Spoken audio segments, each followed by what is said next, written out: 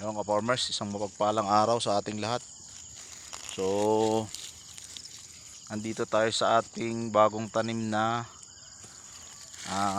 patola mga ka-farmers.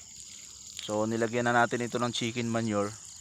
So, late nating nilagay yung chicken manure dahil sa nung nakaraan tayo ay naglagay ng chicken manure bago tayo magtanim. So, na-damage yung ating mga tinanim gawa ng ka-farmers, sobrang init itong chicken manure kaya dapat talagang hindi ka magpipilyor dito. So ang ginawa natin hindi na natin sinabay yung chicken manure.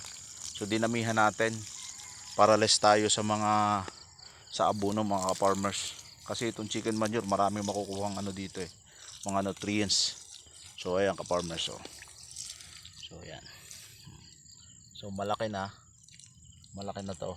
So pag ito'y bumulas mga ka-farmers, to? Sasaglit ito. Mabilis itong tumaas. So ang ilalagay natin dito kawayan na ang paakyatan nila. Kasi nga gawa ng baka maghangin ngayon. So para hindi sila galaw ng galaw. Pag naka-up lang na naman sila dyan sa taas, so safety na sila. Huwag lang talagang sisibugin ng malakas na hangin. So kaya tayo nagtanim ng mais dyan sa gilid na yan. Yan ay may purpose. So pangharang natin yan sa malakas na hangin ka-farmers.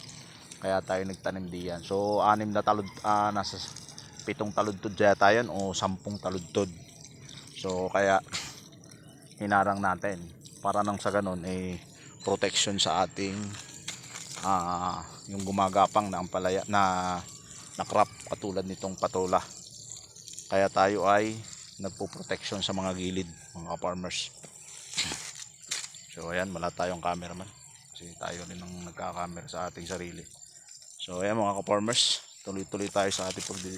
Kawayan ang ilalagay natin dito na paakyatan nila o kaya yung mga kahoy. Kukuha tayo ng almost 2,000 siguro to.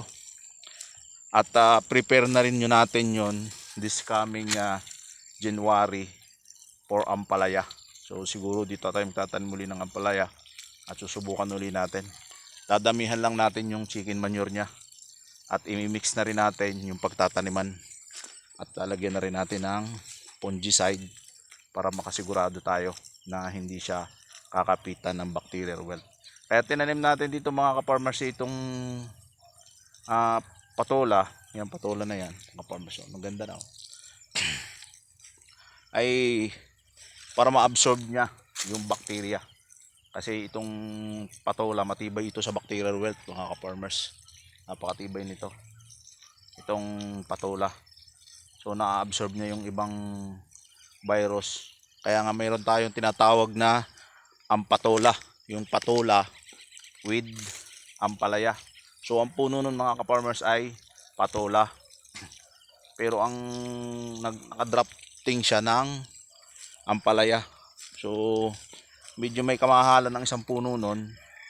Hindi ko alam kung 35 ang isang puno ka-farmers. So medyo may kamahalan kaya hindi natin kaya magtanim ng ganong kamahal. So yung ka-farmers, so, nabalik po yata yung ating hose. Kaya ang ginagawa nila ang patola para matibay yung puno, hindi siya kakapitan ng bacterial wilt. Pero ang experience ko kasi doon sa tagal masyadong namumutok mga ka-farmers. Napuputukan yung kanyang mga texture ng balat ng ampalaya. So yun ang problema. So kahit apply natin ng mga calcium boron, kung ano-ano natin ina-apply. So yung ampalaya, kasi nag-try tayo noon, namumutok agad siya. So bata pa, namumutok na agad yung kanyang laman, yung kanyang bunga. Kaya hindi rin talaga siya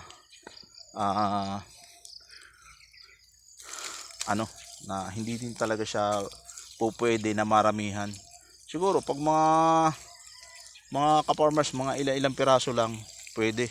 Pero pag maramihan na, yung bulky ng itatanim mo mga ka-farmers, hindi magkakaig yung ang patola. Gawa nga ng pag na-damage siya, ganun din ang nagiging resulta. So sa katawan naman siya tinitira, no, ka-farmers. So, mas maganda yung patola, ay yung ampalaya, talagang ipiprevent nyo na yung tatamnan nila. I-reserve mo na siya para sa ampalaya, para meron siyang ka-farmers na preventive agad. Meron agad tayong action dun sa mangyayari. So yun ang gagawin natin dito sa ating susunod na crop. So abangan natin mga ka-farmers itong ating patola. So hybrid na patola ito mga ka-farmers. So ito marami itong bumunga. Kabit-kabit pag bumunga ito.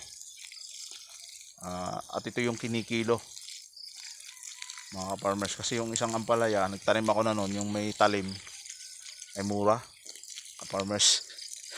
May bintahan. So ayan ka-farmers, so malaki na ka-farmers, malaki na yung ating patola. So mabilis ito ka-farmers, itong patola natin. So pag ito'y umabante na ng pagtaas, mag-uunahan na ito, wag lang hanginin. So yun, susunod natin ay lalagyan na natin ito ng paakyatan. So ang lalagay nga natin ay kawayan para na sa ganun ay matibay. Kasi pag nilagay natin ng tali sa gabal, tapos galaw siya ng galaw, kaya hindi naman kadamihan ito. Kaya titirahin na natin ito ng mga kawayan, yung kawayan na mga dulo, so para matibay siyang sumampa ka-farmers. Yun lang ka-farmers, isang pagpalang araw sa ating lahat po. Thank you for watching. So kaunting kaalaman lang po ito at may idea ang nais po natin iparating sa inyo. Thank you. Tayo po ay alas 5 pa ng madaling araw and dito na po tayo. Kasi kailangan hindi po tayo abutin ng init sa pagdidilig ka-farmers. So although dapat ay hapon tayo magdidilig ngayon, kasi nagdilig na tayo ngayon umaga, pagka galing natin sa pamilihang bayan. Gawa ng mamayang hapon, magdidilig naman tayo ng siling panigang. Kasi wala pang chance umulan dito sa amin. So sa ibang lugar, sa Laguna naulan diyan Pero dito sa amin wala pang chance. Kasi tinitingnan ko sa weather update namin. So napakaliit ng chance na magkaroon ng ulan. So kaya minabuti na natin na magdilig today para mamayang hapon, gabi, yung sili naman ang tidiligin natin. Thank you for watching. Ito yung ating halaman. Thank you.